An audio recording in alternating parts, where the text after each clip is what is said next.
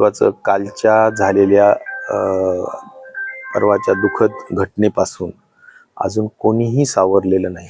आम्ही पण सगळे परिवारातले सदस्यच आहोत. दोन्ही राष्ट्रवादी असतील, महाराष्ट्र असेल, लोक सगळे अजून ह्या दुःखाच्या सदम्यातून किंवा शॉकमधून सावरलेले नाहीत. हीच वस्तुस्थिती आहे.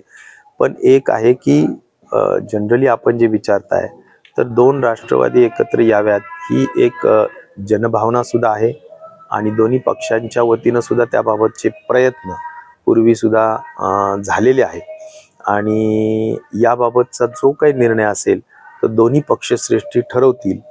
त्याबाबतचा निर्णय काय होईल ते मला तरी असं वाटतं की सध्या जी घटना घडली त्या घटनेला धरून आता दादा नाही आहेत आणि ह्या परिस्थितीमध्ये असे निर्णय घ्यायचे आहेत तर मला वाटतं पवार साहेब असतील किंवा सुनेत्रा वहिनी असतील आणि तटकरे साहेब असतील, ह्या सगळ्यांनी या बाबतीतला निर्णय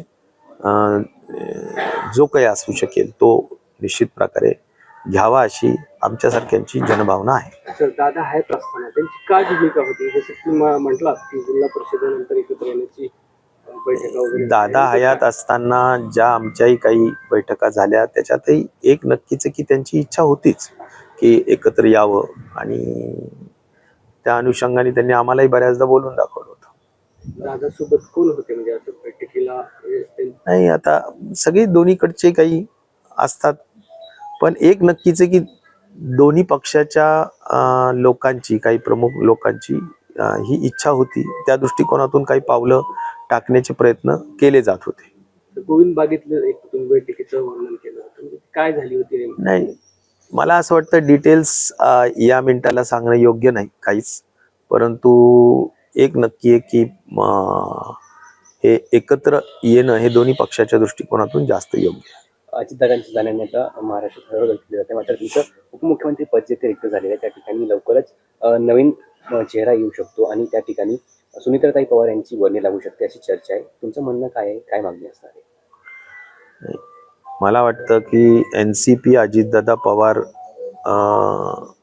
पक्षाच्या दृष्टिकोनातून निर्णय जो घ्यायचा असेल तो पवार परिवार घेईल असं मला वाटतं. पवार परिवार पूर्ण त्या बाबतीतला योग्य तो निर्णय घेईल आणि त्याचबरोबर शरद पवार, NCP अजित पवार पार्टीतले जे नेते असतात ते पण एकत्र बसून सगळे निर्णय घेतील आणि सर्वांच्या सहमतीनं योग्य निर्णय व्हावा अशी एवढीच माझी सदिच्छा आणि शुभेच्छा असणार आहे. दादा हयात असताना तुम्ही एकच चिन्हावरती म्हणजे घड्याळवरती लढण्याची भूमिका घेतली, तेच सकारात्मक पाऊल होतं याचा अर्थ? आता नक्कीच महानगरपालिका आणि काही जिल्हा परिषदा आम्ही त्यापूर्वी चर्चा झाल्या असल्या कारणाने बऱ्याच ठिकाणी आमच्याही काही लोकांनी अशी विनंती केली आम्हाला की आम्ही मग आता घड्याळीवर लढूया का.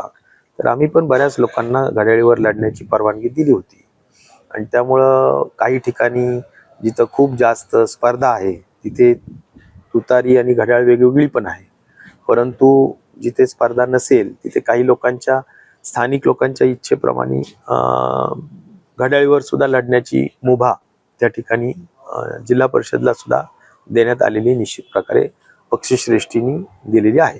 सुनेत्र पवार उपमुख्यमंत्री होत असतील तुमच्या पक्षाचे? मला वाटतं की आता एकत्र पवार परिवारच या बाबतीतला निर्णय घेतील आणि त्यांनी तो घ्यावा. आम्ही पवार परिवाराने घेतलेला जो काही निर्णय असेल त्याचं आम्ही स्वागतच करू.